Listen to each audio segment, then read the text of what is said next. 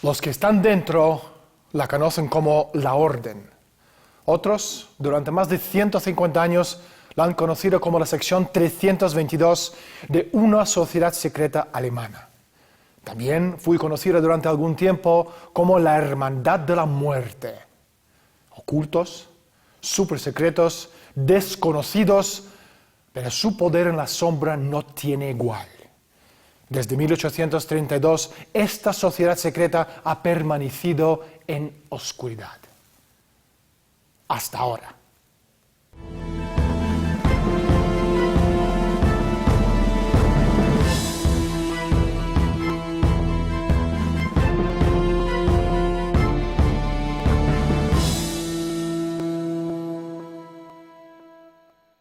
Cada primavera, desde 1832, 15 personas reciben la invitación de unirse a la Orden de Skull and Bones, Calavera y Huesos, una sociedad secreta verdaderamente elitista en la Universidad de Yale. Su símbolo, una bandera pirata, un emblema encontrado en las botellas de veneno y símbolo a su vez de la tercera Panzerdivisión SS Totenhof Nazi durante la Segunda Guerra Mundial. La orden existe exclusivamente en el campus de Yale. Skull and Bones no es un grupo cualquiera. Los nombres de sus miembros se deletrean como poder con una P mayúscula. Rockefeller, Harriman, Bundy, Russell, Sloan, Payne, Gilman, Taft, Perkins, Pillsbury. Su poder resulta abrumador. Al salir de Yale, muchos de sus miembros llegan a convertirse en la élite que cambia el destino del mundo. Creadores de imperios. ¿Qué papel juega Skull and Bones en los acontecimientos mundiales? ¿Cuáles son sus objetivos? ¿De dónde viene su poder? Silencio absoluto, nadie habla. Las huellas de Skull and Bones borrados de las páginas de la historia. Por suerte, hemos encontrado la persona justa que más sabe sobre esa sociedad secreta más elitista de los Estados Unidos. Hablaremos con él en unos minutos, pero primero salimos a la calle para preguntar a la gente su opinión sobre Skull and Bones y las sociedades secretas.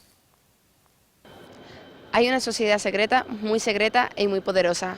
A ver si la gente la conoce. Se llama Skull and Bones. Siempre son sociedades que tienen algún fin oculto atrás de lo que están buscando. Generalmente lo que hacen es... O sea, nunca representan las sociedades secretas como algo natural. Una sociedad secreta es cuando los miembros son exclusivos y no se sabe que son miembros de esa sociedad. Pues me imagino que es un grupo de personas asociadas que no quieren que se descubra lo que hace. Como dice la palabra, que es un grupo de gente que se reúne con intenciones de formar con ciertas logias, como una logia, no se lo veo por ese lado. Si te digo el nombre ya no es secreta. Franc-maçon en francés, y también esto, sí, hay muchos de estos de brujos. No sé, no, la verdad que no lo sé, me imagino que la KGB será una asociación secreta, no sé. Más de lo que veo en las películas, más de lo que veo en Código Da Vinci, más de lo que veo en todo ese tipo de películas, que me fascinan y me atrapan, nunca se me dio por estudiar sobre ese tema. En su mayoría por ansias de poder. Poder, secretismo, oculto, sociedades secretas. ¿Quién podría arrojar algo de luz sobre estos asuntos absolutamente desconocidos? Sobre asuntos de Skull and Bones, Calavera y Huesos, la sociedad secreta elitista de los Estados Unidos. Por suerte, y desde la sombra, hemos encontrado la persona justa que más sabe sobre el tema. Chris, bienvenido al programa. ¿Verdaderamente existen las sociedades secretas en el siglo XXI o solamente en los libros de Dan Brown? Por supuesto. Sin ninguna duda. De acuerdo con la definición clásica de cualquier léxico sociológico, las sociedades secretas existen. La definición clásica de una sociedad secreta es que son como un cuartel o una pirámide. En la base está un montón de gente que se dedica a arreglar la información financiera y que en círculos masónicos se denominan masones del porche. Se encargan de tareas administrativas porque en toda organización tiene que haber gente que encienda o apague la luz. Luego está el grupo central en donde los individuos están todos emparentados, son todos primos. Skull and Bones está dirigida por la familia Cabot y una amplia subsección de la familia Whitney. Una sociedad secreta dominada por familias de linaje antiguas y nueva riqueza ha existido en los Estados Unidos desde 1833. 20 familias, descendientes de los colonos originales en Massachusetts. Para el mundo exterior son simplemente Brown Brothers Harriman, la corporación Rockefeller, Russell Trust, la Fundación Carnegie, una mafia internacional no reglamentada y casi desconocida. Chris, ¿cuándo fundó el Orden de Skull and Bones? Skull and Bones fue fundada por William Huntington Russell y Alfonso Taft. William Huntington Russell, su familia, poseía la compañía Russell, que era la tercera empresa traficante de opio más grande del mundo y la primera de los Estados Unidos. Skull and Bones no es una teoría de conspiración. No existe ningún grupo de gente, por muy poderoso que sea, que se siente alrededor de una mesa en una habitación oscura, cogiéndose de las manos, mirando fijamente una bola de cristal y planeando nuestro futuro. Skull and Bones es una realidad conspirativa. La idea de Skull and Bones es una creación de la aristocracia de propósito, con vistas a gestionar el planeta de la mejor forma posible por su propio bien. Obviamente. Chris, ¿cómo supiste de la existencia de Skull and Bones? Por mi padre. Mi padre era de la CIA. Entró en el espionaje en los años 30 en un intercambio de estudiantes con China. Luego siguió en el SAS y su última misión secreta fue redactar un informe sobre el sudeste de Asia para la CIA. Siguió allí muchos años y acabó conociendo a un tal coronel Lansdale en Vietnam en 1956. Pronto intentó dejar la agencia porque no quería verse involucrado en operaciones con droga. La dejó en el 59 y en 1969 me preguntó qué pensaba de la guerra de Vietnam. Nos reunimos y me miró diciendo, la guerra de Vietnam es un asunto de drogas. Detrás de todo están las sociedades secretas. Yo pensé que mi padre estaba como una cabra. Entonces, unos 15 años después, me encontré con el libro de Anthony Sutton titulado America's Secret Establishment, y todo empezó a cobrar sentido.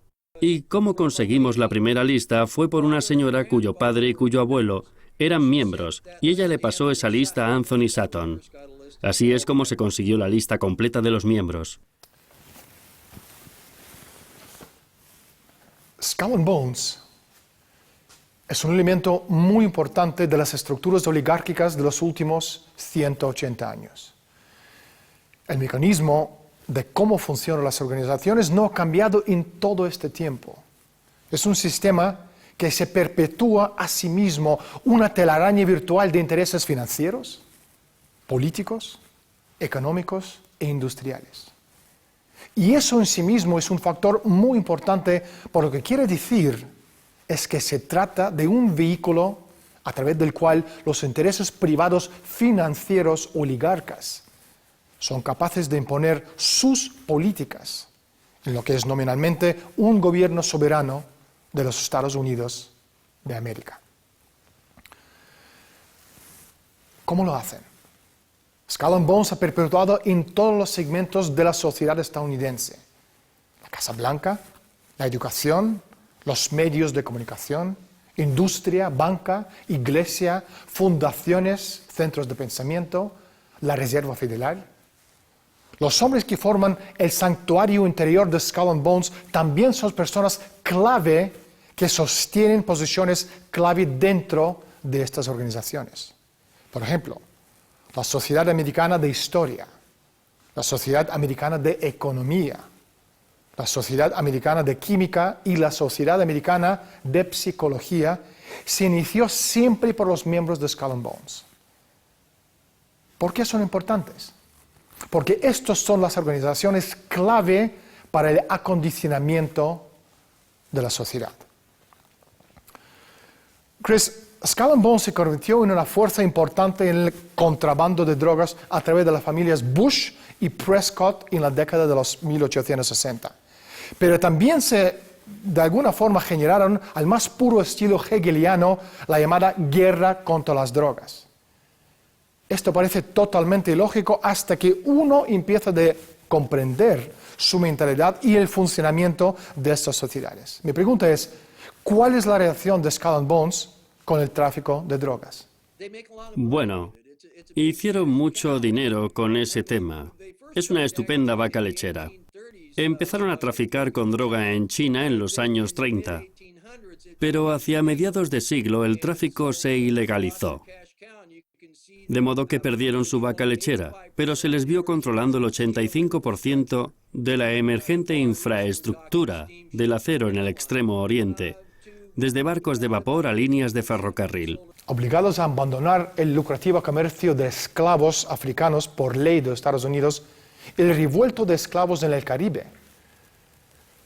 Las familias más ricas, como los Russell, Cabots, Forbes y los Perkins, entraron en el negocio de la droga. Su negocio consistía en adquirir opio en Turquía y llevarlo de contrabando a China, el país donde opio estaba terminalmente prohibido. Todo eso bajo la protección armada del Imperio Británico. Así que la droga ha sido el primer negocio de Skull and Bones. Ustedes seguramente están familiarizados con la revista Forbes. Ahora sabemos de dónde proviene la riqueza de esa familia. Forbes, Rockefeller, Russell, Perkins, Delano, todas esas familias súper mega poderosos fueron levantadores de imperios en los pasillos del poder y sucios traficantes de droga en los anales de la historia. Lo que tú estás contando es muy, muy interesante. Sigue, por favor. Todos los bancos, todas las compañías de seguros, todas las grandes empresas empezaron con el narcotráfico. El primer negocio de drogas fue el del comercio triangular de ron y esclavos. Y se usaron los mismos barcos. Y si sigues esos mismos barcos, ves que evolucionaron desde el tráfico de esclavos al del opio, al del coolies y por último se convirtieron en petroleros. Porque Skull and Bones también controlaba la industria del petróleo. Rockefeller es miembro de Skull and Bones. Hay 7 archivos de miembros y cada vez que pasas una página te encuentras con un Rockefeller. Fueron los señores de Skull and Bones los que empezaron a producir gasolina a mediados del siglo XIX. El hijo del fundador de Extremo Oriente, William Howard Taft, obviamente también es miembro de Skull and Bones. Taft fue el primer gobernador civil de las Filipinas después de la Guerra de Cuba. Taft, la única persona de ser presidente de los Estados Unidos y también jefe del Tribunal Supremo, tuvo la iniciativa de las convenciones de La Haya y de Shanghái, que están en el origen de las prohibiciones actuales, los cuales no tienen nada que ver con nuestra salud, nuestro barrio o nuestros hijos. Su razón de ser es mantener un mercado negro, porque solo manteniendo estas sustancias en la ilegalidad pueden venderse sacando mega beneficios. Chris, en 1946 la Fundación Rockefeller contribuyó $139,000 para una historia oficial de la Segunda Guerra Mundial. Hay pruebas abrumadoras de que los Bush, Rockefeller y muchas otras familias poderosas americanas ganaron millones de dólares haciendo negocio con los nazis antes y durante la Segunda Guerra Mundial. Ahora, los libros de textos nos cuentan que los Rockefeller, los Bush, los Harriman eran patriotas estadounidenses que trabajaron para los intereses del bien de Estados Unidos durante la guerra. ¿Habría alguna razón oculta para que los Rockefeller financiaran una historia oficial de la Segunda Guerra Mundial? Eso lo hicieron porque se publicaron muchos libros en relación con sus beneficios y la venta de armas. Por tanto, quisieron asegurarse de que controlaban la historia. Y por eso dicen tal cosa nuestros manuales de historia, porque han podido transmitir esa influencia a los manuales educativos. Existe una versión de historia de establishment, una historia oficial, que domina los libros de historia y libros de texto escolar. Los medios corporativos se encargan de transmitir esta versión oficial a nosotros. Y nosotros nos lo creemos. Ahora, si alguien desea crear un mundo nuevo, primero debe inventar su propia versión de la historia. Se llama cambiar el paradigma de la sociedad. Hacer que la gente cree que los acontecimientos históricos sucedieron de la manera en que beneficia la élite. Esa versión de la élite de la historia, en la mayoría de los casos, es muy diferente de lo que realmente sucedió. Los papeles del Pentágono, año 1971. El empleado del Departamento de Defensa, Daniel Ellsberg, filtró documentos de alto secreto sobre la guerra de Vietnam al New York Times. Los documentos ponen en jaque al gobierno de Nixon. Ellsberg es aclamado como un héroe por haber sacado los trapos sucios del gobierno a la luz. Sin embargo, la realidad es bien distinta. Los papeles no fueron reunidos por o para el Pentágono, sino en nombre de la CIA, con la complicidad de la corporación RAND, eje clave del complejo militar industrial. Objetivo: reescribir la historia de la guerra de Vietnam, borrando el papel nefasto de la CIA en la planificación de la guerra. La persona encargada de perpetuar la nueva versión de los acontecimientos, Daniel Ellsberg, estratega de armas nucleares de la corporación RAND y agente de la CIA. Chris, Marx y Hitler, los extremos de izquierda y derecha, expuestos como enemigos en los libros de texto, evolucionaron a partir del mismo sistema filosófico, el hegelianismo. ¿Es este un caso de conflicto de los opuestos que son esenciales para llevar a cambio? Sí, es una de sus técnicas básicas. También se le puede llamar el recurso del caos, porque utilizan técnicas muy sofisticadas de guerra psicológica contra los estadounidenses y contra el mundo que básicamente llevan al mundo a una situación fácil de controlar para ellos. Izquierda, derecha. ¿Es usted un demócrata o un republicano? ¿Es usted un socialista, capitalista, conservador, liberal? ¿O acaso importa? ¿Sorprendidos por la pregunta? La orden de Skull and Bones de ideología no es ni derechas ni izquierdas. Izquierda y derecha son herramientas artificiales para lograr el cambio. Y los extremos de la derecha política y de la izquierda política son elementos vitales en un proceso de cambio controlado. En un proceso dialéctico de un choque de opuestos, produce una síntesis, un nuevo orden. Un nuevo orden donde el Estado es supremo. Observe cómo el debate y la financiación es siempre hacia el poder estatal y cuanto más lejos, mejor, de los derechos individuales. Por lo tanto, no importa de qué persuasión política es usted, siempre y cuando la discusión se mantenga dentro del marco del Estado y el poder del Estado.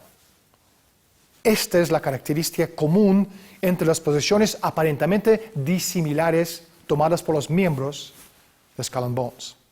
Ellos tienen un objetivo común superior en el que el choque de las ideas es esencial. Mundo controlado por una dictadura corporatista, también conocida como Empresa Mundial S.A. Chris, ¿cuáles son algunas de estas técnicas? Primero empezaron por el sistema educativo, ¿sabe? Johann Gottlieb Fichte, dirigiéndose al pueblo alemán en 1805, le dijo: «Voy a llevarme a vuestros hijos para enseñarles lo que tienen que pensar». Así se creó el sistema educativo prusiano, en el que hay una serie de 3 escuelas: las academias para la élite, los institutos para la clase alta y los colegios para el pueblo. En los colegios populares quitaron la educación clásica, dejaron de enseñar algunas disciplinas, y las materias que enseñaban las limitaron a 1 hora y pusieron campanas entre las horas. Así podían modelar las conciencias de la gente. El siguiente sistema es la televisión, sobre todo aquí en los Estados Unidos.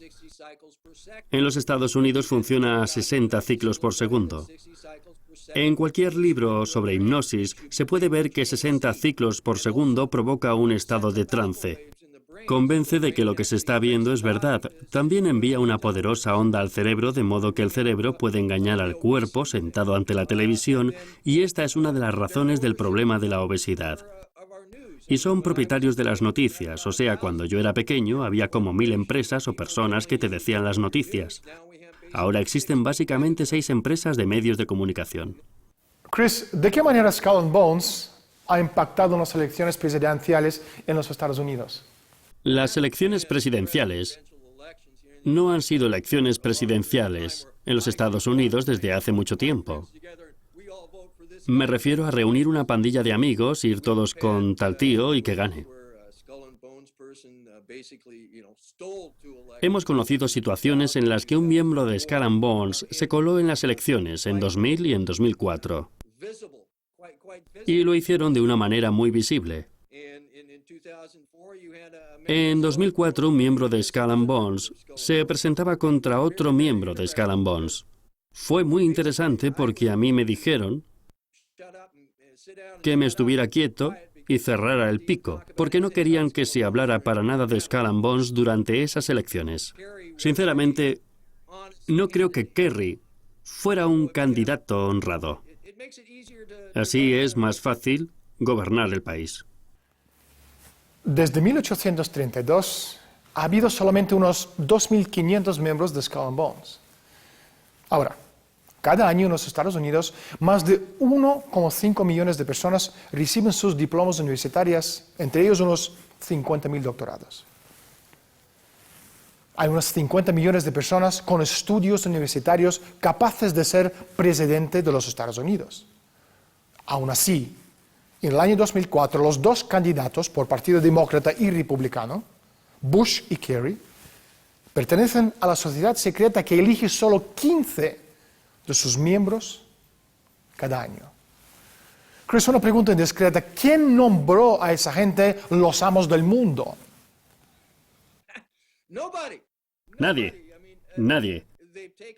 O sea, están tomando el poder en nuestro país para convertirlo de república en imperio. Y ni siquiera se lo dicen a la gente, porque el esclavo perfecto es el que cree ser libre. Creemos que elegimos gente para los cargos y todo eso, pero el valor psicológico de esto es muy bueno. Porque cuando vas por la calle siempre puedes decir: ¿pero quién eligió a ese tipo? Lo cual crea divisiones. Chris, la última pregunta. ¿Qué relación existe entre la CIA americana y Skull and Bones? La relación de Yale con el espionaje se daba incluso casi antes de que existiera este país. Yale ha tenido relaciones muy estrechas con la CIA. Se dieron situaciones en Yale en que funcionó como un ministerio de bosques. La primera promoción de forestales se dio en Yale. Cuando se organizó la CIA en los años 40, parte de sus fondos reservados fue al Departamento de Forestales.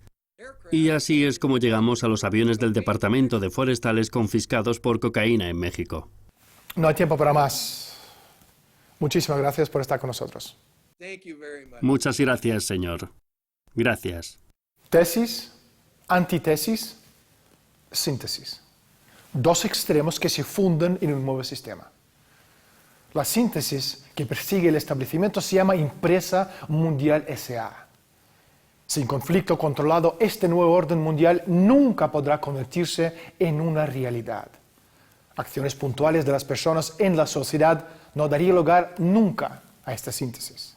Es artificial, Por lo tanto, tiene que ser creado. Y esto se hace con el uso calculado y controlado de los conflictos. En cuanto a Skull and Bones se refiere, el proceso se inició en 1833 y continúa hoy en día. La historia nos enseña por analogía, no por identidad. Las experiencias históricas no implican quedarse en el presente y mirar hacia atrás. Más bien implica mirar el pasado y volver al presente con un conocimiento más amplio y más intenso de las restricciones de nuestra perspectiva anterior. Nunca encontraremos las respuestas adecuadas si no somos capaces de formular las preguntas apropiadas. Soy Daniel Stulin. Gracias por estar con nosotros. Desde Madrid, España. Hasta la próxima semana.